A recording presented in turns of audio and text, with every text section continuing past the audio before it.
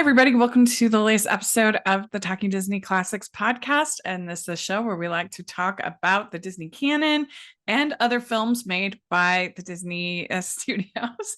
And today we thought for Halloween, for the month of Halloween, for October, it would be fun to look back at the one of the stop motion films that they made in 2012 with Tim Burton. We were talking about Frankenweenie, and I really enjoyed this film. I've always felt like it was a little bit underrated, so it was fun to revisit it. But I'm not here alone. I have with me my friend Jonathan North is here, and thank you so much for coming on and doing this. Hey, thanks for having me. Yeah, well, it's you might be saying, where's Stanford? And he is actually, we can't feel sorry for him because he is out out of the country right now, going on a big cruise to Australia. So it's pretty exciting. Mm, Yeah. Big Disney cruise to Australia. So he's gonna have a great time. He deserves it. And it should be some good stories and stuff I did get one message that I asked him if they had watched Wish, if they gotten like an early screening. No luck. No luck. So we have to wait till next month. But it sounds like he's having a great time on his cruise. So have to do that's an update episode when he comes back. yeah, it'll be really fun. But thank you for filling in and for being here to talk about Frankenweenie with me. No problem. I love Frankenweenie. Yeah, I think it's really strong, and it was fun to revisit. We watched both the film from 2012 and the original short, and so I think it's going to be interesting to kind of compare the two and Yeah, what we I, thought. I hadn't seen the original short yet. I mean, I knew it was out there and I was like, oh, Uh-huh. I'll watch it someday. And I Uh-huh. just never had. So Yeah. it was fun to actually finally watch it. Yeah. Well, it's interesting too because I do Disney Scares Month every year on my channel, and one of the things that I think Disney has done a pretty good job at over the years is introducing kids to all different genres of films, including introducing them to the tropes of certainly your classic horror Hmm. films. And I think that's good because a kid can't know what they like if they never get a chance to test it out and see it and see, oh, I had a lot of fun like with that little jump scare, with that little sort of the tropes of the genre. Then they never get a chance to kind of develop their personalities into unique people who like different stuff. Yeah, and you certainly get all the different tropes in this movie. Mm-hmm. There's Mm-hmm. so much that I'd forgotten about. It was like, oh, I know what they're referencing there. I know what they're Yeah. doing here. Yeah. Yeah. I mean, and that's why I really like the Toy Story of Terror. Just those little movies made by Disney that uh, again kind of introduce kids to, oh, this is what a scary movie's like. This is what a jump scare's like. This is what the music's like in these kind of movies. This is what thing. And so I think that both of these are good examples of that. I should really do the short one of these years for Disney Scares Month because uh, it's uh, it's a lot of fun. Yeah, I'd And forgotten that it was actually a Disney short. uh For some reason, I was thinking it was another studio, but then I remembered, oh yeah, he made it while he was at Disney. I think didn't he get in trouble for yeah, like, I don't know, wasting resources or something? yeah, it's really interesting. So the original short came out in 1984, and it is a live action short, and evidently he was fired for it because of it, because he because they felt like, according to Wikipedia at least, that he had been wasting company resources and felt the film was not suitable for the targeted young audiences. And it was originally going to be put in with a re-release of the Jungle Book, but then it was included in a re-release of Pinocchio, which does seem like a way better fit to me. Pinocchio. Yeah, I think so. Pinocchio's a lot closer to horror than the Jungle Book is. Yeah, like I feel like people that are going to see Pinocchio are more sort of mentally ready for this, you know. And then it says on again on Wikipedia, it says following the success of Burton's later films, Pee-wee's Big Adventure, Beetlejuice, Batman, Edward Scissorhands, the film was given a home video release in 1992. It was released as an extra along with Vincent on the Nightmare Before Christmas DVD, Blu-ray, as well as the 2000 VHS. So once he became profitable, of course. nobody knows how to ride a trend more than Disney, that's for sure. Yeah. I mean, Tim Burton, he got credit for Disney movies he didn't even make. They were so excited about him.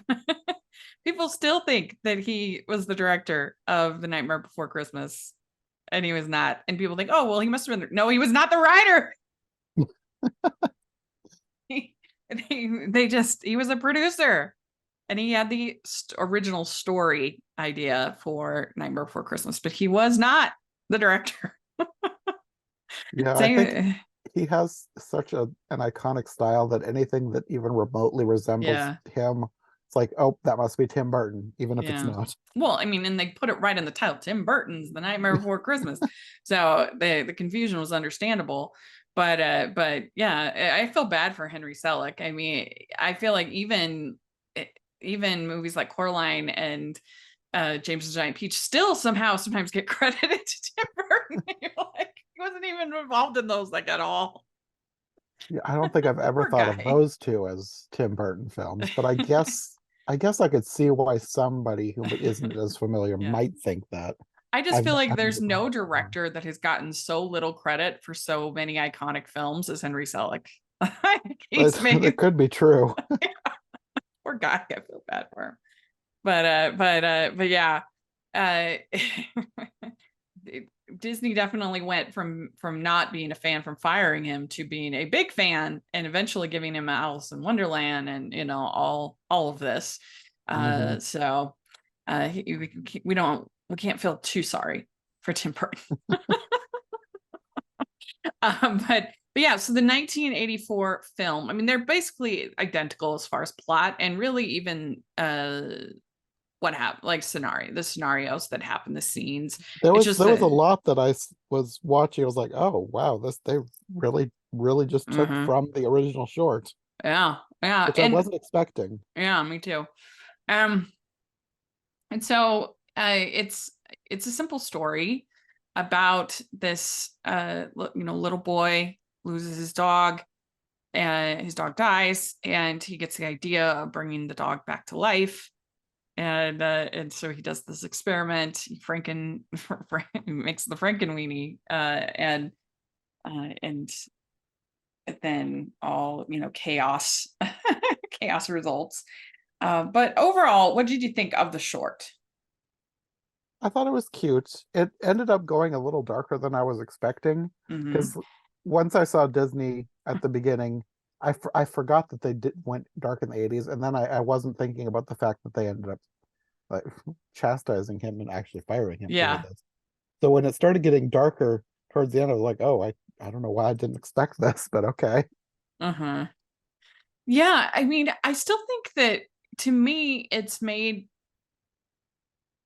I would feel fine, like, why, with kids for the most part, unless there was some particular fragility in a child. I would feel fine with them watching this, because I think it's all sort of tempered by the emotion, of him losing his dog. And so that, I think, makes it's not just going through the motions of like scaring you, like feel for the characters, which maybe Hmm. makes it more scary, but like, I don't know, I just feel like there's so many like conversations that you can have, and so many things that you can do with it, that it doesn't just feel cheap to me, if that makes sense. I think that it would be fine for most kids. Like, I don't think it's too scary. No, probably not. I think when I'm, but I think I'm more thinking of the darkness of the humans Mm-hmm. Like most of the stuff with Frankenweenie, I didn't think of that as dark, even Mm-hmm. though, yeah, technically he's Like the reanimating a deceased neighbors. corpse. The way the neighbors reacted, I think, is what I was feeling as more Mm, dark than everything else. right. And you're right about the 80s being this sort of dark time for Disney. It like literally in the sense, I mean, it was a dark time as far as their box office, but also in the sense of the themes they were exploring Hmm. at the time. And you had movies like Watcher in the Woods, you had movies like The Black Cauldron, which would be I think that's 85 or 86. You had you had Something Wicked This Way Comes, just these sort of darker themed Return to Oz, which Mm. truly did traumatize me. um, and I'll never forget that hallway of heads. Ooh, ooh. I never saw that until a couple years ago when I did it for my podcast. I ended up liking it more than I thought I would. Uh-huh. Yeah, it's just too I do think that one gets into a little like it this one to me doesn't get into like a mean-spirited place because of that heart of you feeling for him losing his dog and but I do think that that one does with them literally giving her electroshock therapy and like I mean it's just so mean to With Return to Dorothy. Oh Oz, my it was gosh. like they took, like, the Oz books, if taken at face value, are very weird and dark.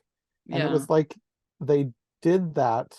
They took the basic ideas out of the story, but then took them to their logical conclusions. Like, this is what's in the book. Isn't this Yeah. disturbing? And didn't like have the hope that the original Wizard of Oz has, which again, like that's what I'm saying even about this is that there's always sort of a hope, a heart, something there Hmm. that to me keeps it from feeling mean. Are you a fan of Rachel's reviews? Do you look forward to Family Movie Night, Female Film Critics panels, or the Talking Disney podcast? If so, please consider supporting the podcast by becoming a patron.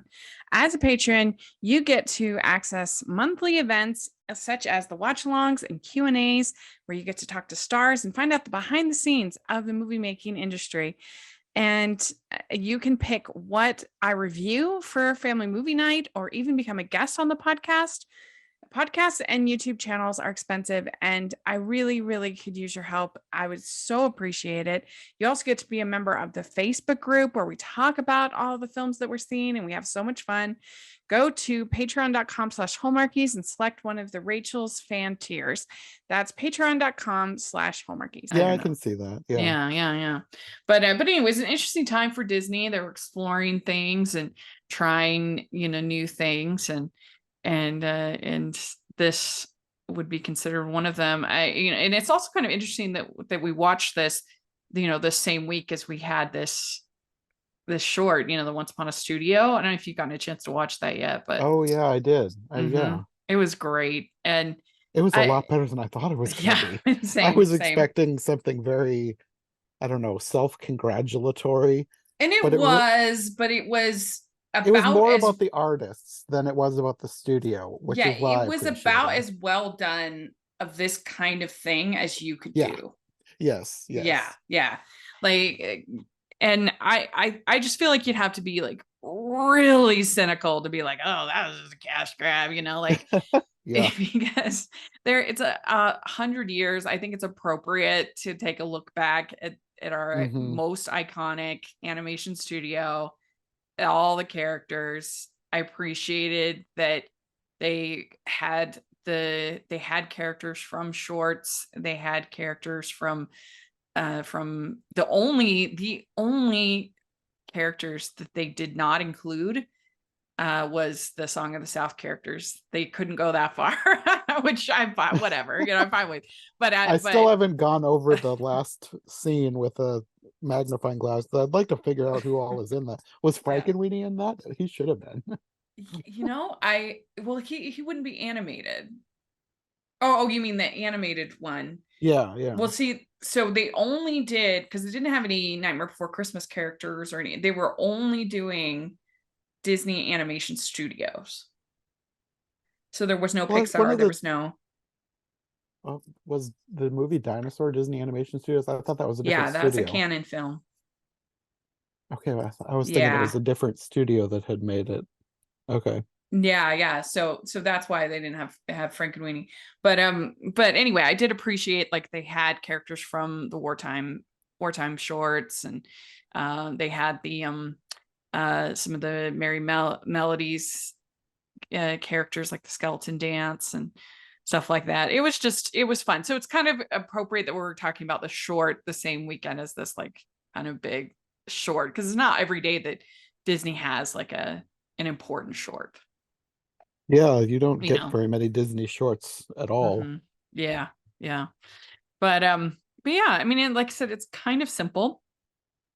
Basically, you have they both of the movies start out with them watching home movies, and both of them are kind of a love letter to cinema, and also the power of kind of creating your own films, and also just a love letter to the Universal monster movies of the I was just gonna say, a love 1940s. letter to monster movies, Yeah. especially like Godzilla type movies.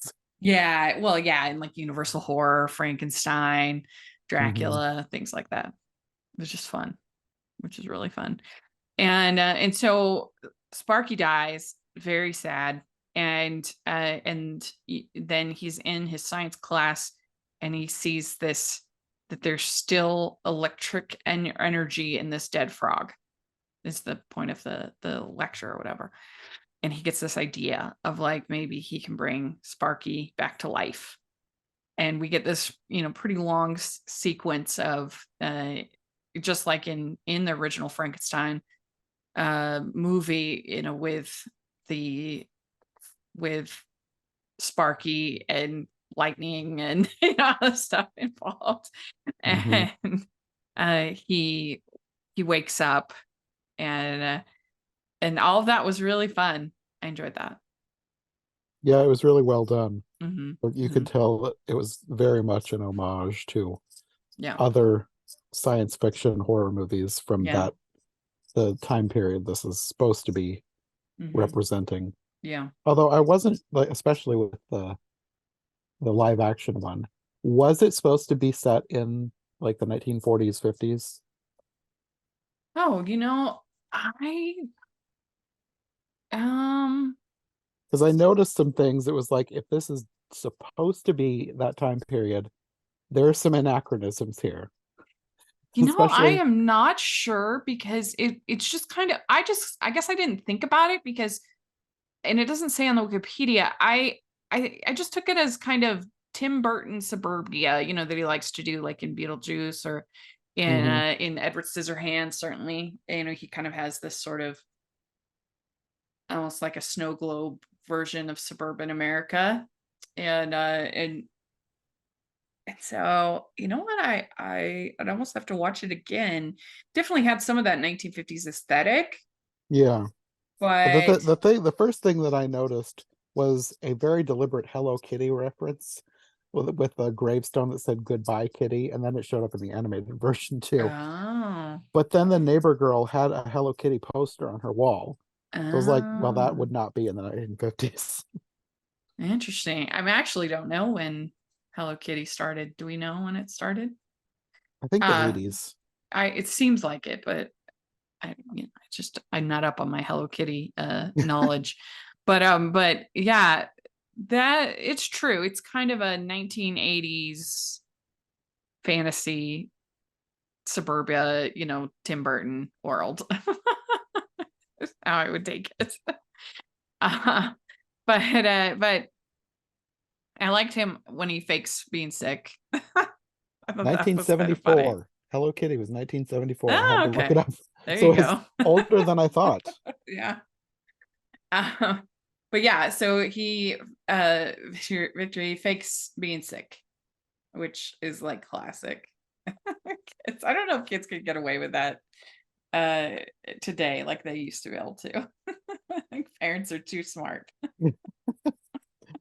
I don't know. But we hardly had to fake it at all, because my parents were very like Like they would, if we needed a mental health day, they were like, okay, as long as you keep up with your work.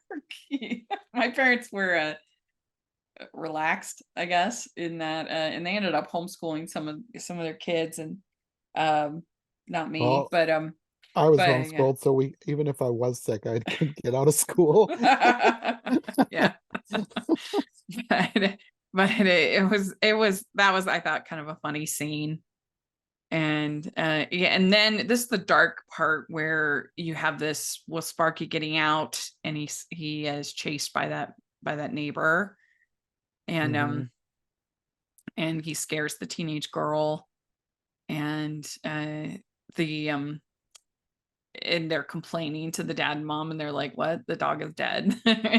What's going on? And I don't know, I'm just like so not a confrontation person. It would take a lot for me to actually confront a neighbor about their dog. Like, Yeah, it would have to be I'm the really same. bad. Yeah, yeah, definitely. The dog was not acting in any way that I would think would be worth griping Yeah, over. It was just right. being a dog. Yeah, exactly. Like it would have to be like, I'd have to be kind of scared, like, that it was going to attack me or something. I don't know. Even then I Hmm. probably would just be like, can I avoid it at all costs? but but yeah, so they do, and that's when the dad and mom see Sparky, and they decide to have this party. They make appetizers. Which And without that the scene, I was like, why are you doing this? it's not going to end well. Why even bother telling the neighbors that you've reanimated the dog? Just pretend it's a new dog with Yeah, weird markings. that probably would have been the way to go, is even just to get a new dog and just saying, oh, this is the dog, or something like that. Yeah. And but yeah, they invite the neighbors over, and then everything goes terribly. They all freak out, and he spooks the neighbors, and then we get this chase scene to the cemetery, and he gets hit again, and then they try to reawaken him with the cars like they do in the animated film, and they can't, and it's just very sad and sweet. And I've never had a dog myself. My brother and sister were really, really, really allergic. So I've never gone through this experience, but I would think that both of these movies, if you were a dog owner, that would really hit home, because I felt like even not being a dog owner was on both of them was very, very sweet and heartfelt. Hmm. I get Yeah. not probably not even just dogs, like anyone who has a Yeah, pet. that's true. Yeah, that's true. But I have to say, I think I agree with you that I just personally prefer the feature film. And I saw some on Letterbox people saying, oh, it didn't need to be stretched out. They took a, story, made it too long, so it was boring. I saw those kind of things about the 2012 film. But I guess I'm just such an animation lover that, to me, the stop motion is just really special. And I just Plus, I love all the ways they stretched it out. yeah, I did too. For the like I wasn't bored. No, it was fun. I love the characters. I love all the monsters that end up coming to life. Yeah. Yeah, So it's fun. I do. I think I prefer the animated film over the Yeah, short. yeah, me too. Yeah. The short was good. I did end up Yeah. enjoying it, Me too. but I really like the animated one. Yeah. Well, and I feel like the short is kind of like a workshop. It's like a test of the Kinda, idea, yeah, test of concept, yeah. and then this is the 2012 is the final uh realization Hmm. of the idea. Yeah, Uh, so yeah, and it's just interesting with Frankenweenie. I feel like, because I don't know, it's just one of those movies that I think, because it wasn't a canon release and there were so many animated films in 2012, it just got kind of lost in the shuffle, even though it did get nominated for Academy Award. I just feel like it's one of those films that we could have just as easily done it for obscure animation as doing it for, Talking Disney, because Hmm. it it's just, I think it's one that people just kind of forgotten about, which is a shame. Yeah, I don't hear a whole lot of people talking about this movie. I've talked about it once in a while with my cousins because we all liked it. We all enjoy it. Hmm. But not anyone besides us. I don't know the last time I heard anyone reference Frankenweenie other than me and my Hmm. cousins. Yeah. Yeah. I mean, it was a strong year for stop motion animation that year because you had Paranorman, which was, your love letter to zombie, movies. And I love Paranorman. I think it's brilliant. But and then Frankenweenie that same year. So that was pretty fun. I still Uh, haven't seen Paranorman. It might be the mm. only Leica film I haven't seen. Oh, it's good. It's good. Yeah. Yeah, I need to I watch that one. I think you'd like it. And yeah, I mean, it was an interesting year because you had Wreck-It Ralph that year, which of course the favorite of many people, and you had Brave, and then Rise of the Guardians, and then another stop motion. You had the Pirates, who the Aardman Pirates movie. Oh yeah. Hmm. I need to watch that again. I saw it once on TV. I haven't seen it since. It's fun. I enjoyed it. I enjoyed it. I love Uh, Aardman, so yeah, they're, I mean, unbelievable. I cannot wait to see the new Chicken Run. yeah, me too. Mm. Counting down the days. I was But, thinking it was out this month, and then I looked it up. I was like, why haven't I seen it yet? I yeah. was like, oh, not till December. That's disappointing. Hey, this is Jen Johans, host of the podcast Watch with Jen, which delivers a steady stream of great movie recommendations, thoughtful career deep dives, and first rate conversations with film critics, authors, actors, journalists, filmmakers, and more. You can find Watch with Jen wherever you get your podcasts or hear us first at our Patreon at patreon.com/filmintuition. I think this year is going to be a really strong group of Oscar nominated animated films. I think pretty much it's a lock that it's going to be across the Spider-Verse, of course. Probably. Yes, and The Boy and the Heron, I think is pretty much a lock. Oh yeah. I Yeah. hope I'm not holding my breath, but I'm hoping our theater gets that one. They Yeah. somehow got Suzume, which Oh, shocked me to nice. no end. So I'm hoping that maybe there's a chance for The Boy and the Heron, but we'll see. Yeah, it should get a pretty decent rollout. So I hope so. I hope so. I mean, I can't wait to see it. I'm dying to see it, of course. But yeah, and I think that probably Elemental will get in there. And then we have the big question is will Wish good? Is it going to be good? Is it going to, because obviously like Strange World didn't get nominated, it wasn't good. um what is going to happen with Wish, I think is the kind of the big question, because I feel like Chicken Run is pretty much a lock as well. I would be Hmm. shocked if I mean, it would just have to be really bad because the Academy, rightfully so, loves Aardman, loves stop motion, and so I think that that's pretty much a lock. And so it's that last spot that I could see. There's a new Ernest and Celestine movie that is absolutely wonderful, and the first one got nominated, so I could see that one's sneaking in there. Um, I still need to see the first one. Oh, it's great. It's really just like a hug of a movie. It's so good. And but anyway, but yeah, so this one it was an interesting year, and I do think it's gotten kind of lost, but it starts the same as it has many of the same elements of the short. So in that way I can kind of see what people are saying, like, was there enough? But I like you, I really enjoyed sort of the additional characters that they added. I Hmm. really like Edgar Igor Yes. And And Atticus Schaefer has such a great yes, voice. I he love his voice does. so much. Yes, he should be used more, I think, in animation voiceover. He's great. Yeah. I think he Yeah. still does some, but Hmm. not probably not as much as he did when Yeah. he was little. I think his voice has deepened a little bit, but it's still high enough that he still has a Right. great voice. Yeah, like I think that he and Eden Shear both have great voices. They were both on the middle.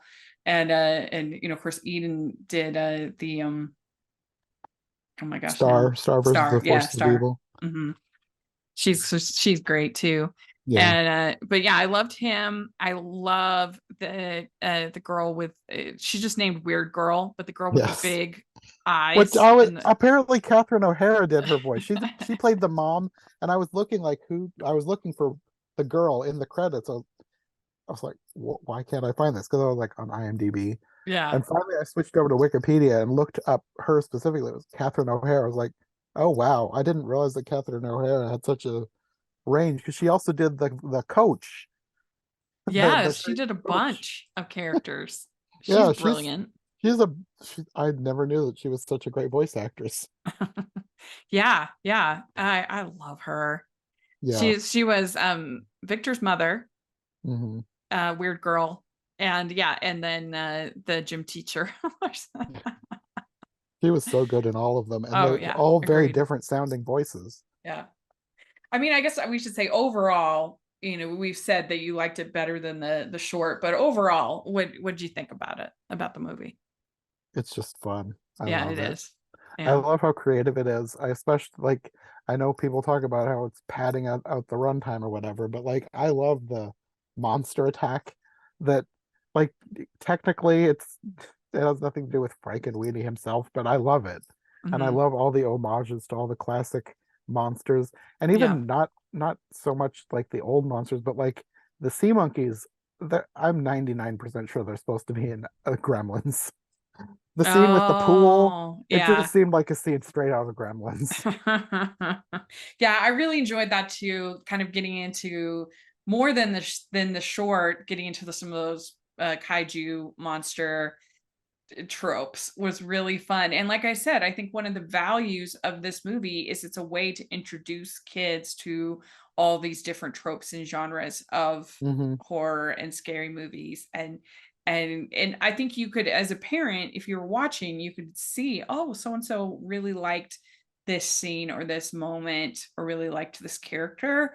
How can we build upon that? That's what I mean, I'm sure I would suck, but if I had the chance to parent, that's what I would hopefully do, is look for, okay, there's a sign of something my kid is interested in. Let me find more.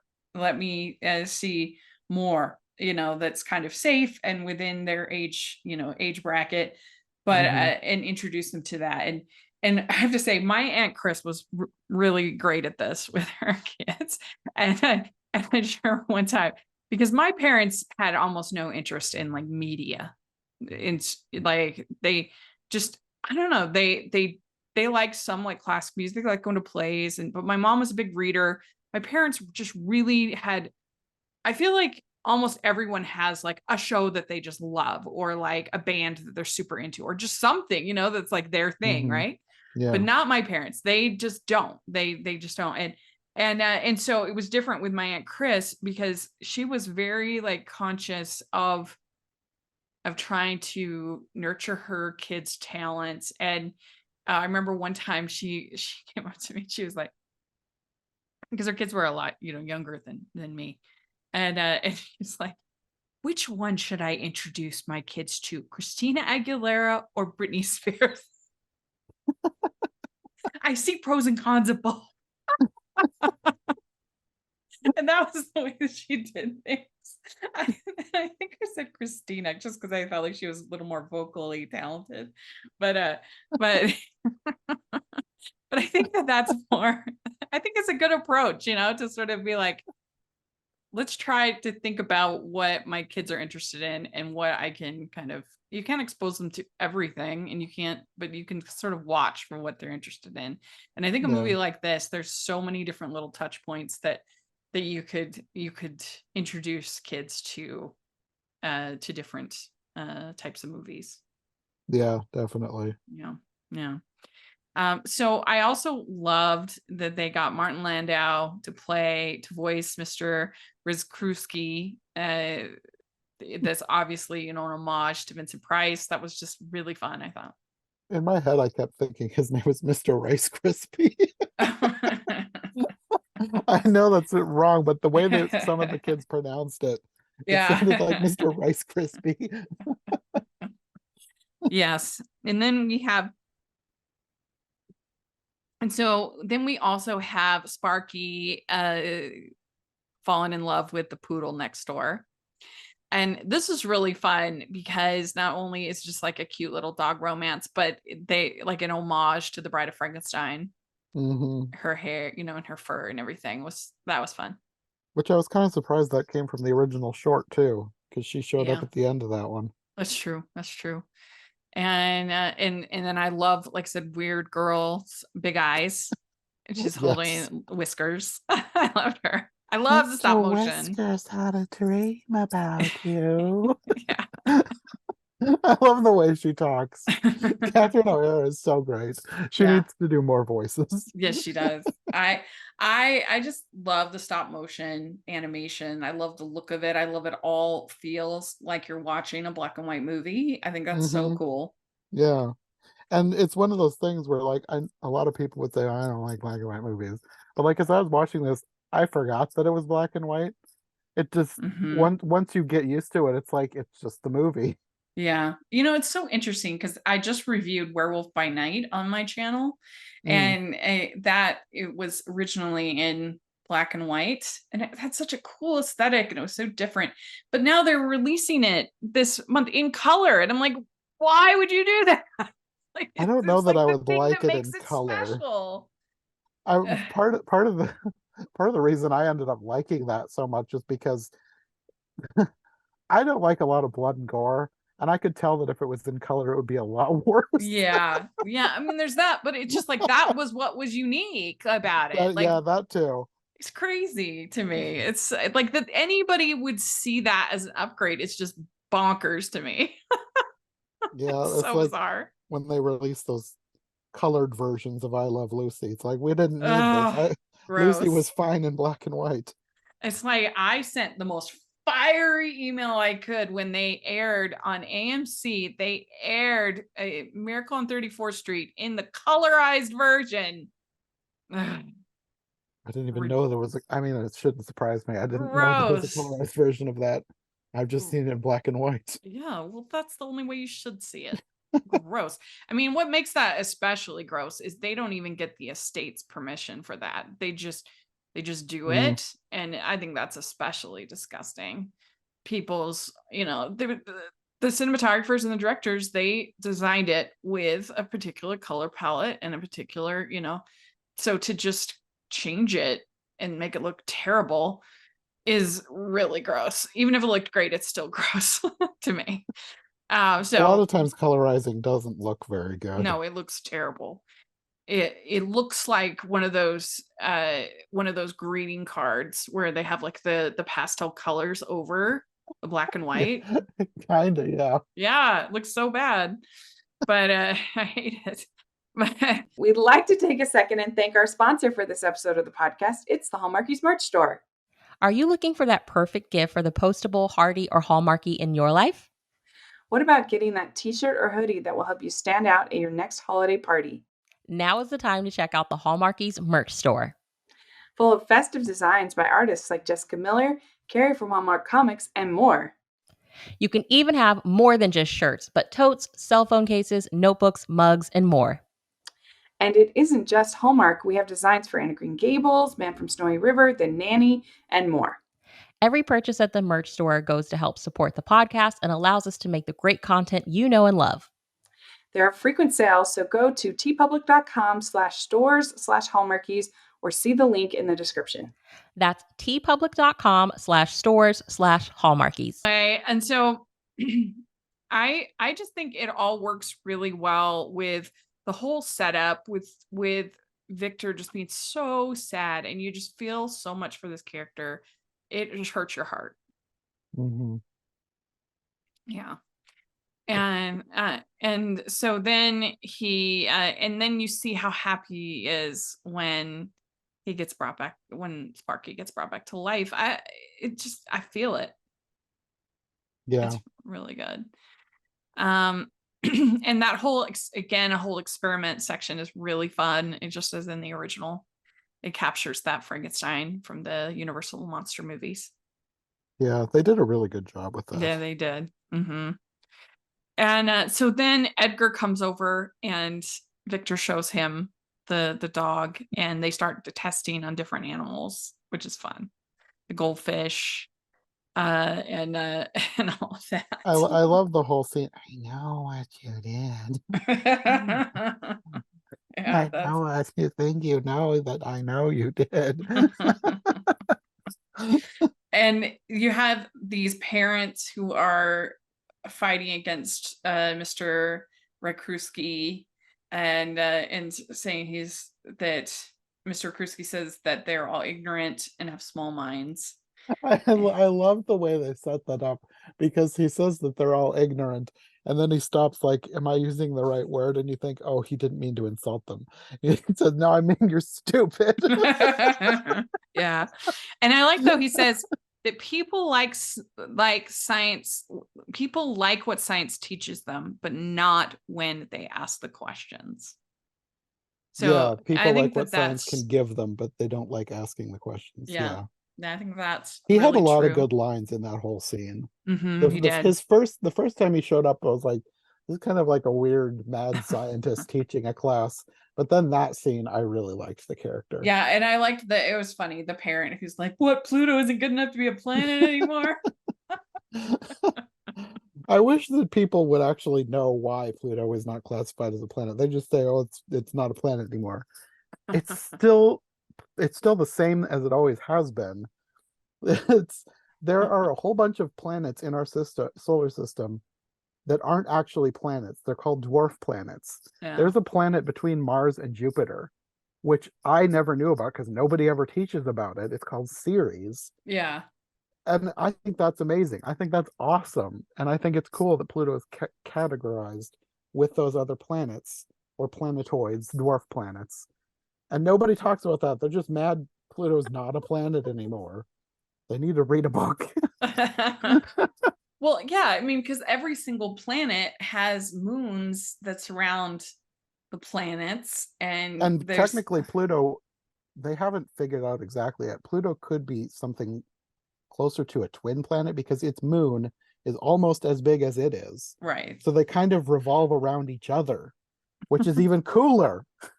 So talk about that instead of just mourning that he's been demoted. People like fighting for an underdog, even when it's Pluto. But I like that he also says science is here, points to the head, but it's also here and points to the heart. Science is not good or bad, but it can be used both ways, which I think is also true. Yeah. And so, I mean, if you think about it, I mean, the at the same time, I mean, that's one interesting thing about this Oppenheimer, that was basically a theme of that movie, is you have these scientists doing this incredible thing, this historic thing, but obviously it was also led to, great evil, and it could never be that. I mean, in the movie, that's the kind of the one of the things in the movie that Einstein talks about is that that you can never go back. It's there, and the world will never be the same. Yeah. So yeah, it's definitely, I think, true, and a good point. Another thing you could talk with kids about. Yeah. I also thought it was pretty intense when the mom and dad find Sparky, because there's this gang that find out about it, and Edgar tells the gang, and so then the mom and dad find out, and Sparky breaks that mirror and runs out of the house. Like, that was all pretty, I think, intense, well animated scene. And then Victor, I just wanted my dog back. Oh, who can relate to that? Oh, I've never even They had a did a dog, good and job I feel it. with all his emotions, I Mm-hmm. guess. They did a really good job with that. Mm-hmm. I thought it was funny with Elsa with her hat with all the candles. Praise be to New Holland. That was a weird song. It almost sounded like it was supposed to be a commercial. Yeah. Some like affordable homes or whatever. And Elsa is voiced by Winona Ryder. So really, I mean, Tim Burton was sort of bringing in his team, his greatest hits. Yeah, For I this. remembered that Winona Ryder was in the movie, but for some reason I was thinking that she was the one who did the weird girl, but I wasn't seeing any proof of that, and that's why I started looking to figure out Yeah. exactly who did her. Like, oh wait, Winona Ryder is the neighbor girl, and that's when I figured Yeah. out who the weird girl was. Catherine O'Hara So is so good. oh yeah, she's brilliant. And so then this is when we get the reanimating of the rat, we get the reanimating of the sea monsters, we get that homage to the kaiju. That was really fun. And the teeny tiny mummy. Uh-huh. Yeah. There are monsters big and small all over the place. And everybody basically kind of wants Victor's help to try to fix this. And I think there's that kaiju turtle. Yes. Yeah. And the sea monsters attack the mayor. The Yeah. I Most of the stuff with them reminded me of of Gremlins, but the scene Mm-hmm. in the phone booth, was that supposed to be the birds? I'm not sure. Yeah, I could see that. Yeah, I could see that. I think they just hit all sorts of little references Mm-hmm. all over the place. I really thought when he ran into the porta potty, I thought that was going to end up being like a Jurassic Park reference. Mm-hmm. But then the sea monkeys came up and then that threw that out the window. But Mm-hmm. then I thought maybe they were trying to merge a bunch of references with the phone booth, and maybe they were going for Jurassic Park with the turtle eating the phone booth. Yeah, I think it was just like classic monster movies more than Yeah, specifically Jurassic Park, but I could see that.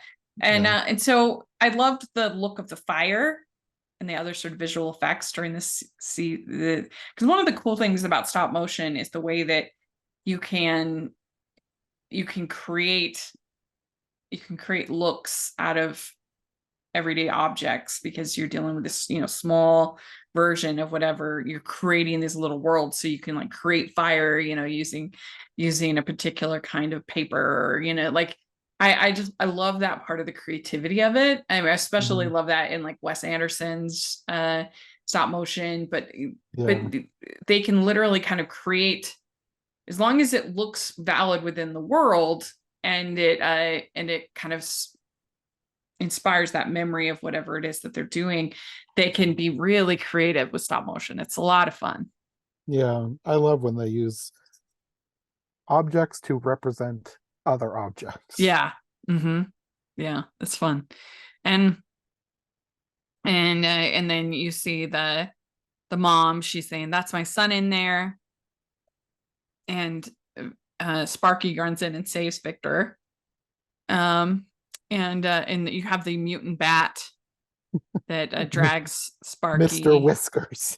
Oh, that's right. Yeah. Yeah.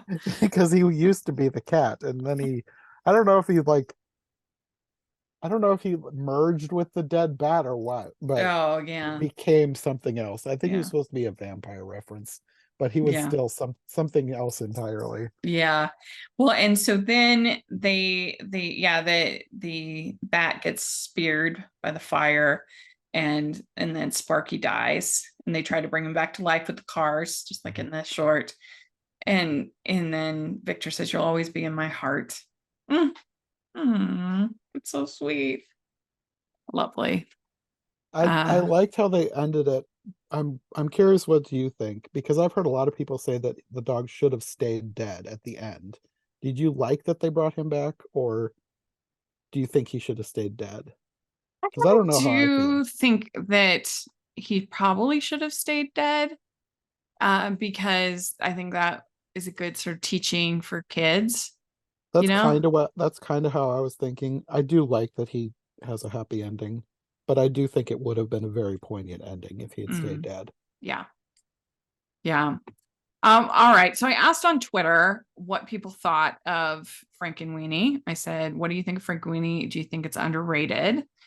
And I got a ton of responses, which is fun. Let's see here. Let me open everything. Allison Lewis says, I actually watched it. I'm not a fan of scary movies. And while I like Tim Burton, his movies can have a darker aspect to them, but maybe I'll try watching it this Halloween. Yes, you should, Allison. Riku Zegram says, it's really well made, but as a pet owner, I don't know that I'd ever want to watch it again. So that's maybe that is part of the thing that it makes it hard for people to watch it, is just losing a pet is tough. Cameron Ward says it's very underrated, probably Tim Burton's last well-received film, which is a shame, but that's what happens sometimes. I mean, it's certainly, I think, his strongest film in the 2000s, in my opinion. I would say then I would put Frankenweenie, and then I would probably say Big Fish and Sweeney Todd. I think I would probably say are his next strongest, but he's had a lot of clunkers that were not for me, that's for sure. So yeah, it's too bad. But the thing about Tim Burton is I just wish he would get back to telling his own stories. Here he's telling his own story and do more stop motion. We need more stop motion. We need absolutely. more people focusing on stop motion. Yeah, do more stop motion and tell your own stories, because he's been adapting other people's stories for so long. And I guess the Wednesday series was really good. I didn't watch that, but for the most part, it's been a big fat failure for me, him telling other people's stories. His Planet of the Apes was terrible. I hated his Alice in Wonderland. I hated Miss Peregrine's Home. That movie was absolutely terrible.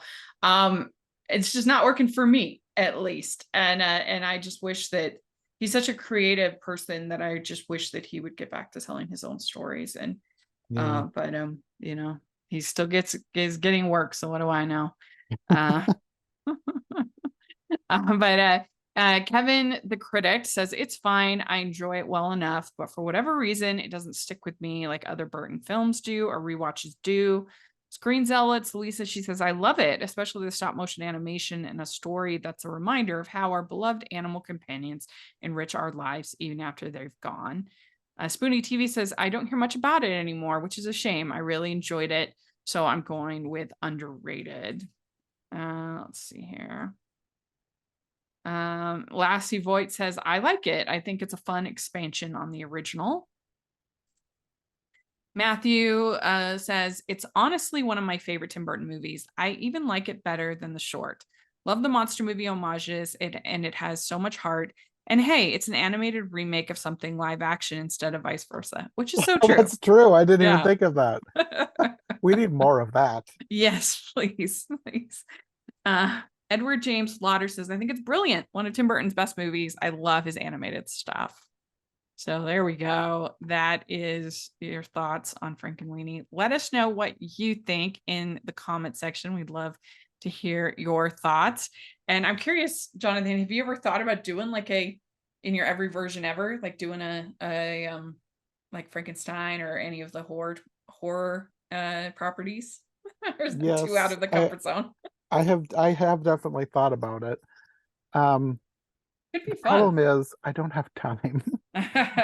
There's so many stories that I want to do and I'm still doing. Yeah. That I don't know when I will get to. Like Frankenstein would probably be the first monster movie that I would get to. I think you'd be pretty safe. Like even the movies in Frankenstein that are technically maybe rated R aren't like it's a pretty philosophic, pretty about creating God, creating man playing God and things. Like it's not a particularly sort of gory or bloody property compared to Dracula, or some of these others. And it's one of those that people do so many interesting takes on it. Like Frankenweenie is so different than the original. You'd have such a variety of it. It's true, because you got like Young Frankenstein with Mel Brooks, and you'd have a pretty good variety as opposed to I felt bad for you doing Nutcracker. That was Oh, that rough. reminds me. I was going to tell you the neighbor. The neighbor was voiced by the lady who was the neighbor in the one Nutcracker that we talked about that we both really liked. The one with uh, a very nutty Christmas, I think it was Oh, called. really? Yeah. Yeah, Conchita something. I can't remember Oh, her name, okay. but Uh-huh. she Oh, voiced the yeah. neighbor. Yeah. I forgot I was going to That mention one's that good. I just like because that. it's something for Yeah. you and me that we would know. Everybody else listening is probably going to be like, "What?" Well, why don't you tell people, speaking of the podcast, why don't you tell people about what you do and where they can follow you? Well, technically, I have 4 podcasts now, but I feel like I barely have time to keep up with them. My main podcast is I Heart Movies, and then the podcast that I probably focus the most on right now is the Disney Movie Marathon, but also second, like kind of equally focus on every version ever, which is where the Frankenstein thing would come in, which basically is finding all sorts of different versions of the same story to talk about in a series of episodes. Right now, we're in the middle of Cinderella, Oh, nice. and I just started, like officially started, iHeart Animation, which was a subsection on iHeart Movies. Now it's becoming its own podcast. Right now, I'm just putting up like the old episodes from iHeart Movies onto the new podcast channel. But next year, I'll start making new episodes specifically for iHeart Animation. Oh, cool. Yeah, well, we'll put all of that in the description. You all should definitely check it out. And you can follow the Talking Disney podcast at Disney Talking on Twitter. And you can find me at Rachel's Reviews, all over social media, iTunes, YouTube, and on Rotten Tomatoes. So check that out. Also, make sure that you're following everything going on at Disney Scares Month. It's a lot of fun. It's my 8th year doing it, which is wild. So please check that out every week, every Saturday. Post that, including I do have a review of Frankenweenie from a couple years ago. And also check out the Hallmarkies podcast. Got lots of fun stuff going on there. First weekend of Christmas movies was actually this weekend. So it's wild. It starts early in the world of Hallmarkies. And then we also, if you are listening on iTunes, please leave your ratings and reviews. That really helps a lot. And if you are watching on YouTube, please give the video a thumbs up, subscribe to the channel. Appreciate that so much. We also have the patron group and merch store. We have some new holiday designs, so please take a look at that. And thanks so much. And thanks so much for filling in. I hope you enjoy your cruise to Australia, Stanford. And we'll see you all next month. Bye, everyone. Bye.